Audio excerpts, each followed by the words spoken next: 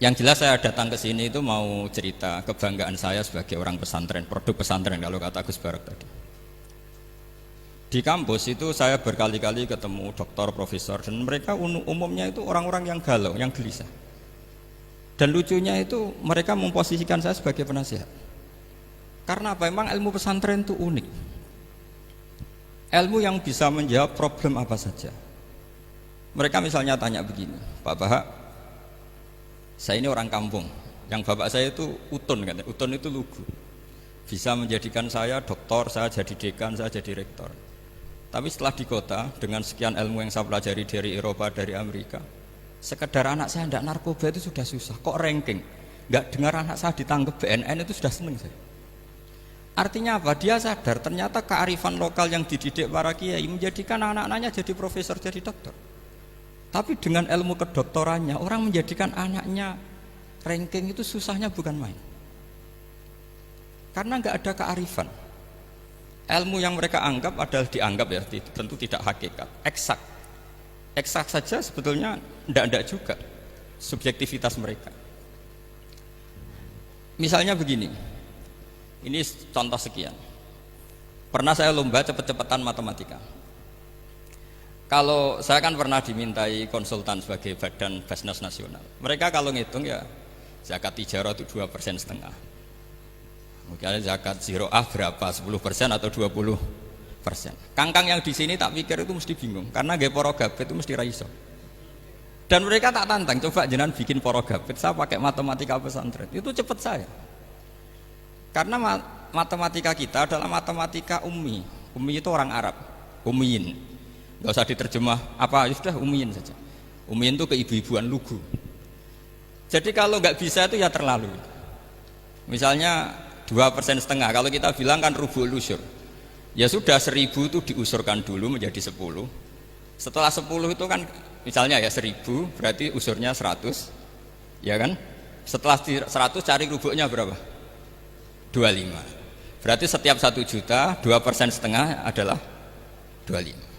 Mereka masih garap poro gabet, saya sudah cepat 1.000 usurnya 100, rubuhnya 25, namanya rubu'ul usyur. Begitu juga misalnya kita punya aset 100, nisful usur, usurnya 10, nisfunya berarti 5. Itu rasa poro gabet cepat ketimbang sampean poro gabet 2,5% kan suwi. Terus dia tanya, Pak matematikanya kok cepat? Dapat ilmu dari mana? Pernah kuliah di mana? Ya saya ngaji di Sarang sama Mbah Mun, terus saya ngaji beberapa ilmu. Nah, kelirunya rata-rata santri itu faro itu ya ora seneng.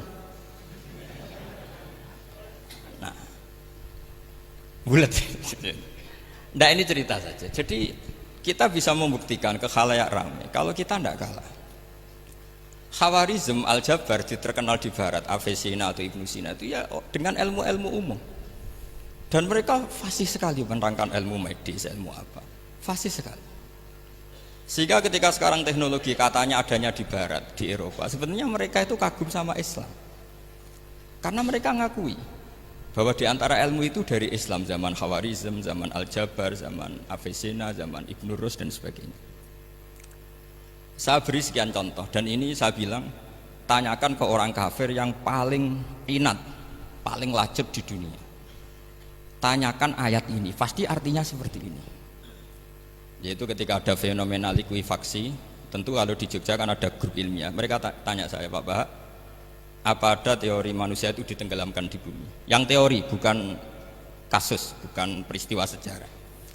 Kalau peristiwa sejarah kan ada korun. Saya ditanya gitu terus saya jawab, Aamin tuman fis sama ayakhsifa bikumul ardo fa idza hiya tamur. Apa kamu merasa aman di dunia sementara pengendali langit, manfisama itu pengendali langit? Ya siapa saja, bisa malaikat atau bisa Allah, man sing kudratu fisama, itu ahli tafsir beda pendapat. Yang enggak beda yang enggak pernah nafsiri gitu. Jadi yang enggak beda karena enggak pernah nafsiri. Ayakhsifa bikumul ardo, bahwa bumi ini bisa ditenggelamkan. Fa idza ya tamur, ya memang bumi itu bisa meleleh. Terus saya memberi sekian argumentasi. Kalau kamu katakan justifikasi ilmiah karena kadung Islam dan kadung pegangan Quran, mungkin Anda akan bilang saya ini justifikasi. nyari pembenaran secara syariah, tanyakan ke ahli lughat yang non muslim. Maknanya ayat itu tetap seperti itu. Begitu juga misalnya ayat wal ardi dzatis sadr, dan bumi yang berkarakter bisa retak. Sodkon itu retak. Dulu kita hanya punya contoh, misalnya biji-bijian jagung yang lembek, yang lemah, dan bumi yang keras, atau ketela atau bengkoang itu. Ternyata dengan segala kelemahan ini, biji-bijian ini bisa merekah, dan buminya yang ngalah memberi ruang. Dulu ulama hanya nyontohkan tadi, misalnya kalkhinto apa saja yang bisa bumi mengalah dengan proses tumbuhnya tanaman. Tapi itu kan qaulul mufassir. Kenangan saya ngaji Yai, makanya saya bangga sekali sebagai murid beliau. Saya memberi gelar beliau al-faqih al-mufassir. Faqih betul karena beliau putra Mbah Zubair yang ma'ruf bil fiqhi. Dan al-mufassir beliau itu murid Said Alawi yang ngarang takriran Faidul Khabir itu dengan Habib Muhsin Al-Musawa ini. Ini penting, sanad kita ini penting, dan kita insya Allah sebagai murid tidak akan merusak sanad itu. Dan yang merusak sanad itu gurunya alim, baik guru alim terus kita bodoh, itu merusak sanad itu. Saya masih ingat didhawuhi Mbah Mun, wong jagoan merusak sanad. Ibnu Hajar Al-Asqalani ngalim-ngalimi wong, di murid Zakaria Al-Ansori, beliau di murid Ibnu Hajar terus di murid Fathul Mu'in. Jadi kiai nak ra di murid ngalim itu yo isin hak katanya. Nah kita berlomba-lomba supaya gak ngisin-ngisinin apa kiai. Ya ini kan kompetisi.